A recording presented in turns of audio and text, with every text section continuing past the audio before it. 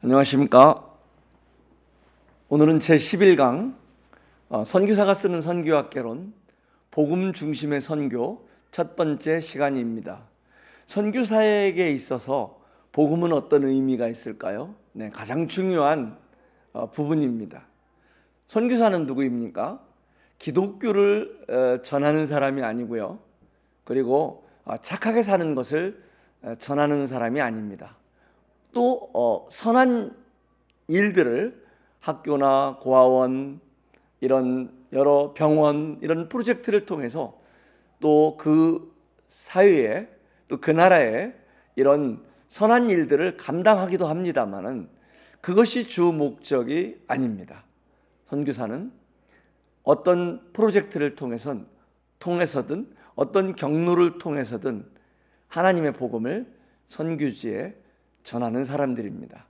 그러므로 이 복음은 선교사에게 있어서 가장 중요한 부분이라고 말할 수 있겠습니다.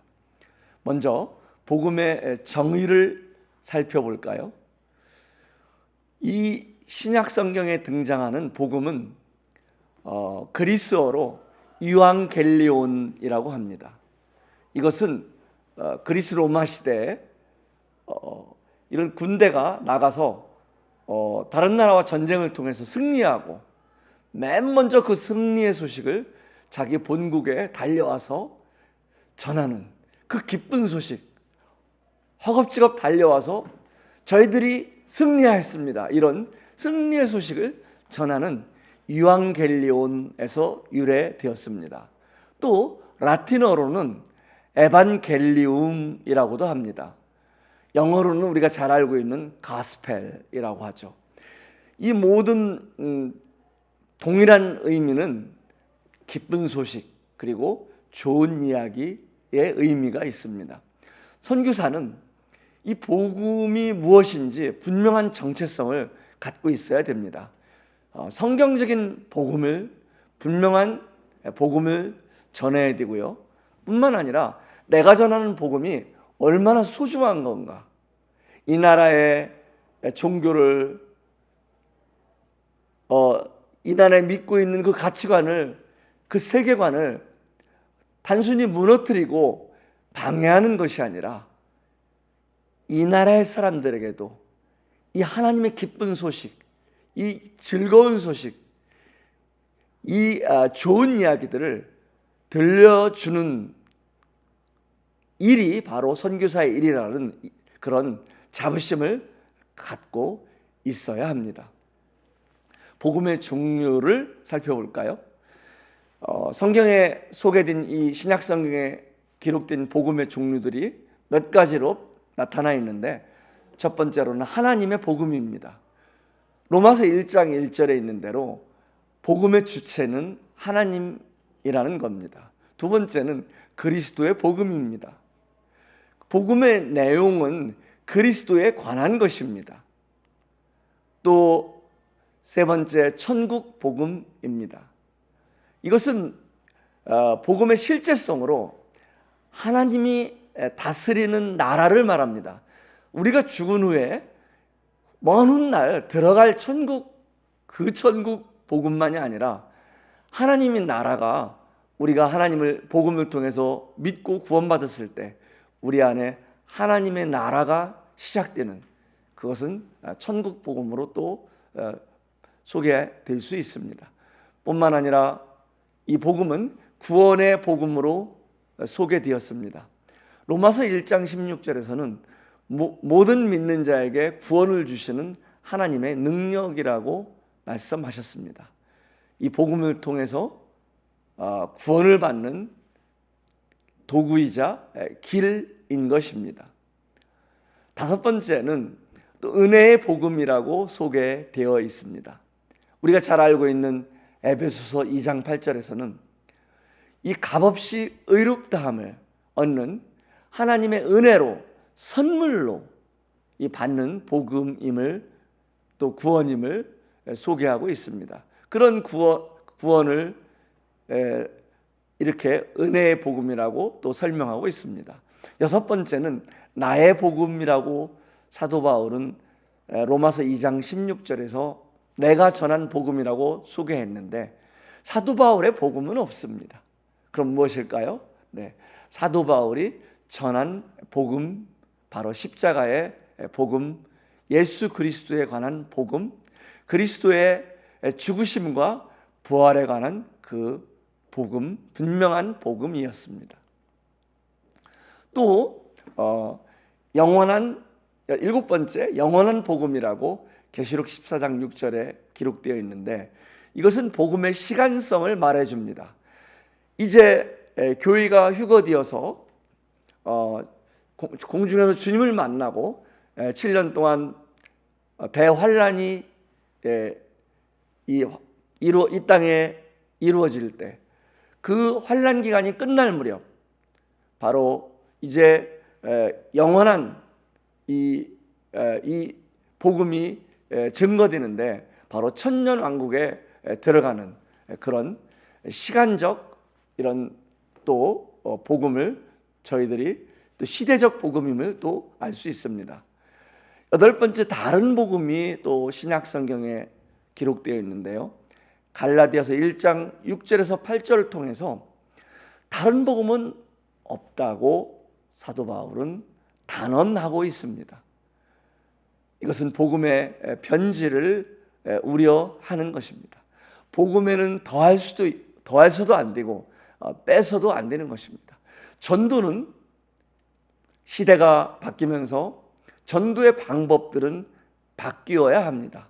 그러나 복음은 아무리 세월이 흘러도 2000년 전 사도들이 전했던 복음이나 저희들이 전하는 복음이나 다를 수가 없는 것입니다. 세 번째, 복음의 구성을 한번 살펴볼까요? 존 스토트는 이렇게 복음을 소개했는데요. 네 가지로 크게 소개했습니다. 첫 번째는 하나님에 대한 메시지다. 하나님은 누구시며 그분은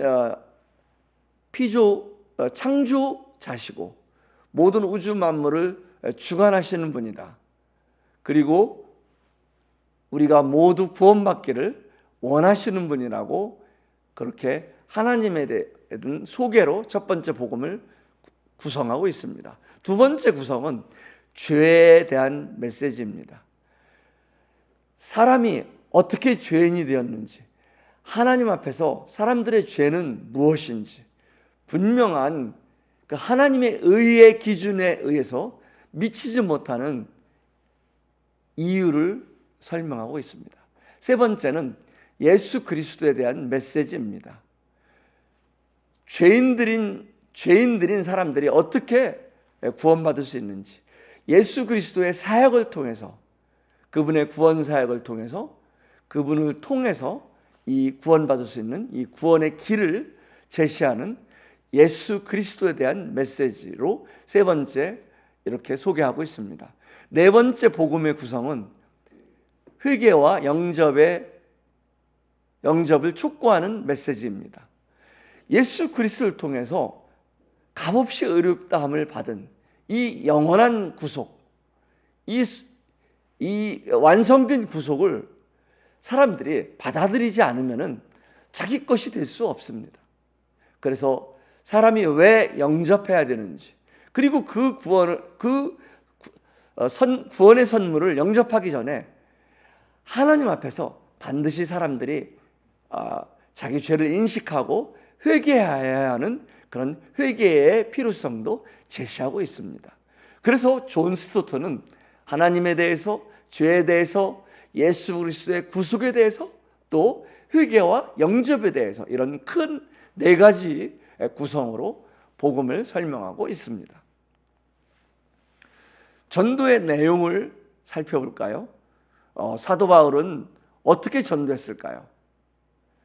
첫 번째로 사도행전 9장 29절에 보면 사도 바울은 변론했습니다.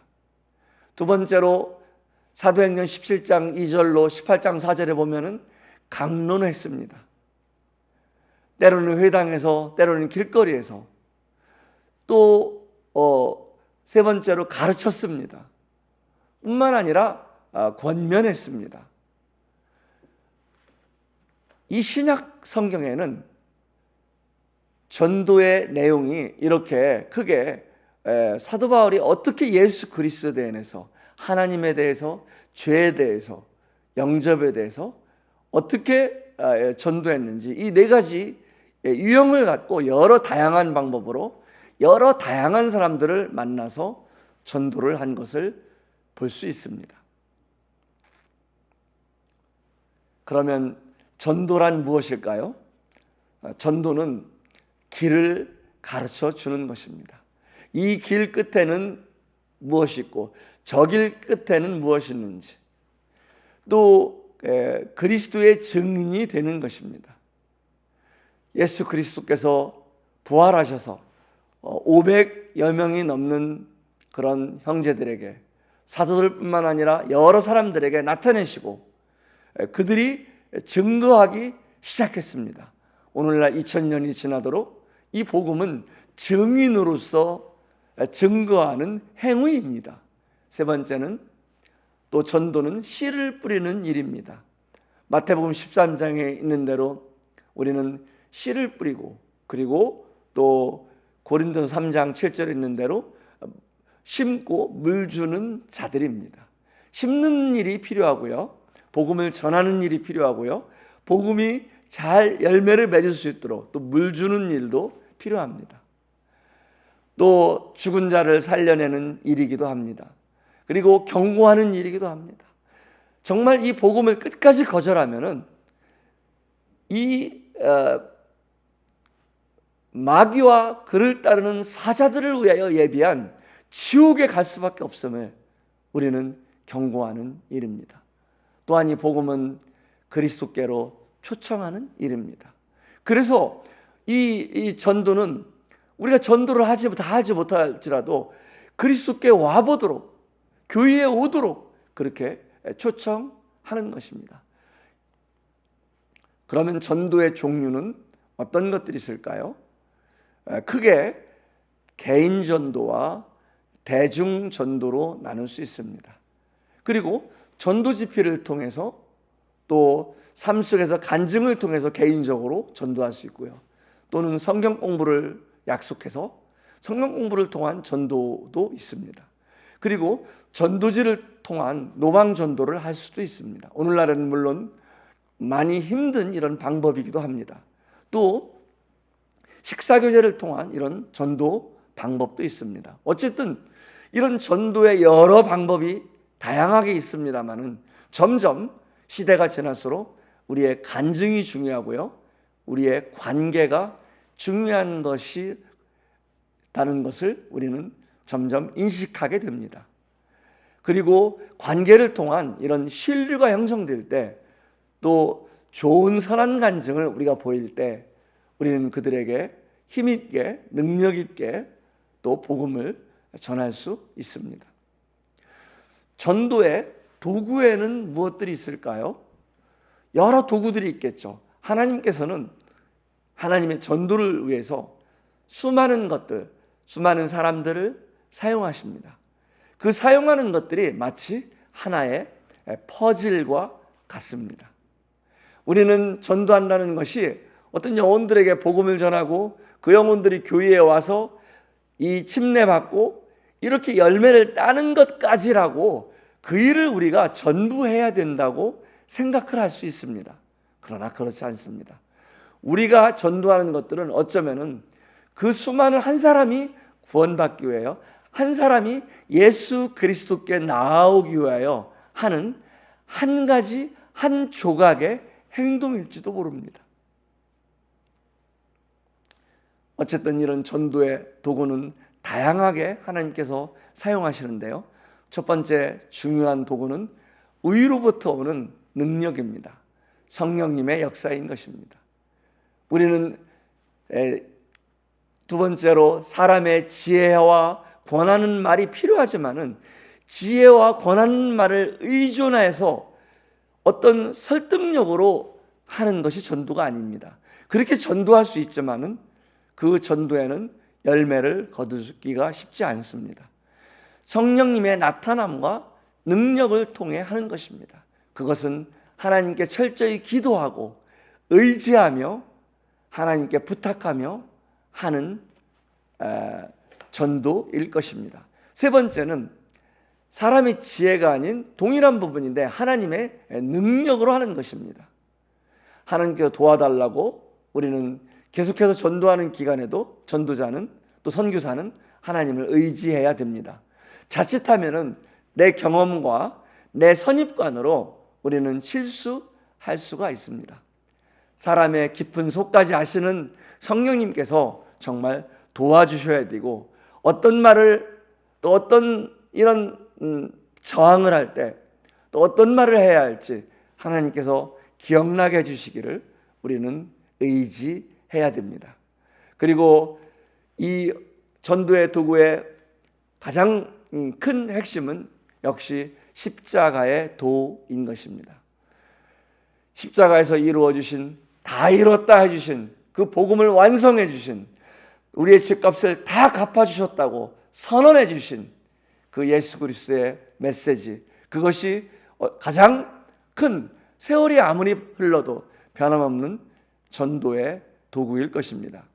또 다섯 번째로 우리는 하나님 말씀을 전도하기 위해서는 잘 알아야 됩니다. 뿐만 아니라 정말 기도를 하고 하나님께 의지해야 될 것입니다. 개인 전도는 어떻게 할까요? 마치 의사가 환자를 대하는 것과 같습니다. 병원에 가면은 의사가 문진을 하죠. 환자에게 물어보잖아요. 어디가 아픈지. 그리고 이렇게 청진기로 또 진단을 해봅니다. 그리고 여러 도구 기계를 통해서 엑스레이라든가 초음파라든가 혈액 검사를 통해서 검사를 해봅니다. 그리고 어떤 의심이 되는 부분, 생각되는 부분에 처방과 치료를 하게 됩니다. 개인 전도 전략도 이와 같습니다. 그런데 우리는 이 접근 단계일 때 장기적인 접근인지 단기적인 접근인지 우리는 생각해야 할 필요가 있습니다. 곧 이 구도자가 이 복음을 들어야 할 사람이 정말 오늘 이후에는 다시 만날 수 없는 사람인지, 아니면 계속해서 교회에 나오거나 우리의 관계 속에서 만날 수 있는 사람인지, 우리는 그거에 따라서 장기적으로 접근할지 단기적으로 접근할지 우리는 생각해야 됩니다. 접근 시 중요한 부분은요, 상대방 측면에서 이해하라는 겁니다. 그리고 의사가 권위와 실리를 잃어버리면 환자가 불안해합니다. 전도자도 마찬가지입니다. 선교사도 선교사로서 이 권위와 실리를 줄 수 있어야 됩니다. 말이 많은 것이 좋은 것이 아니겠죠. 또 너무나 말이 과묵한 것도 어려움을 줄 수 있겠죠. 접근 시 무엇이 어려울까요? 네, 역시 처음 만났을 때 그 어색함입니다. 그 수줍은 마음, 이런 것들을 어떻게 극복하고 마음 문을 열게 할 건지, 혹은요, 이런 여러 많이 배운 사람이라든가 아니면 지위가 높은 사람, 이런 사람들은 교만한 것이 또 정말 이 접근하기 어려움이 됩니다. 이런 교만은 우리가 같은 교만으로 맞서야 되는 것일까요? 아니죠. 우리는 겸손으로 교만한 사람들을 이길 수 있습니다.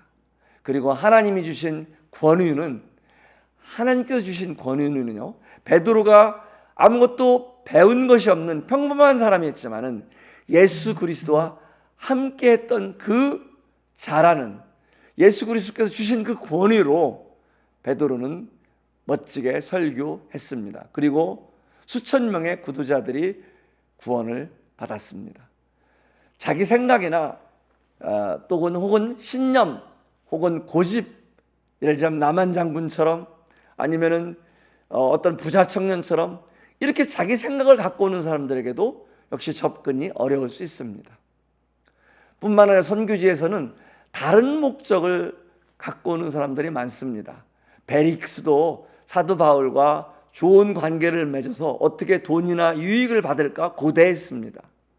그런데 선교지에서는 사실은 복음보다는 빵을 위해서, 관계를 위해서, 한국에 오고 싶어서, 직업을 얻기 위해서 뭐 이런 다른 동기로 많이 다가옵니다. 그러나 그들을 우리는 내어 쫓아서는 안 됩니다.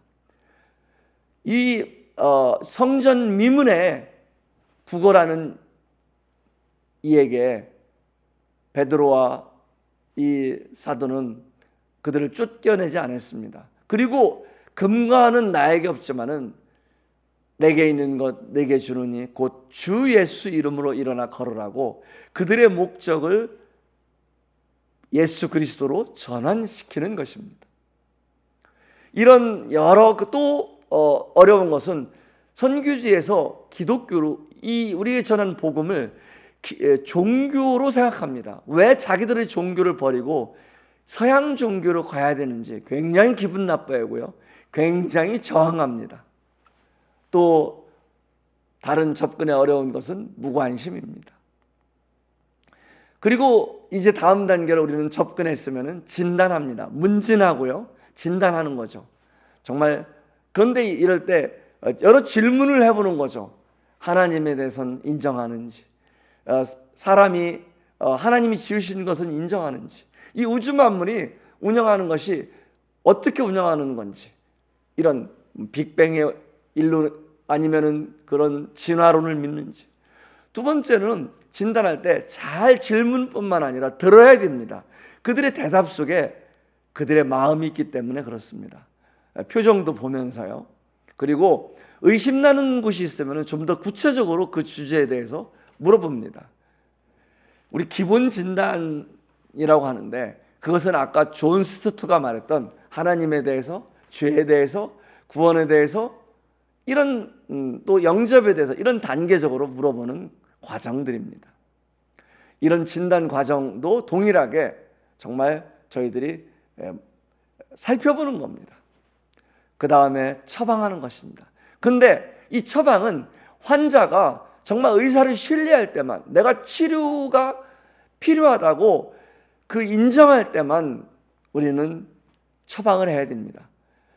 예수 그리스도의 십자가의 복음을, 완성된 그 구원의 복음을 그들이 죄인이라는 것을 인정하지 못할 때 처방에서는 그것은 소용이 없습니다. 정말 우리의 복음을 듣고 내가 어떻게 하면 구원을 받을 수 있습니까? 나는 정말 죄인입니다. 그렇게 인정한 자들에게 복음은 그들을 살아나게 할 것입니다.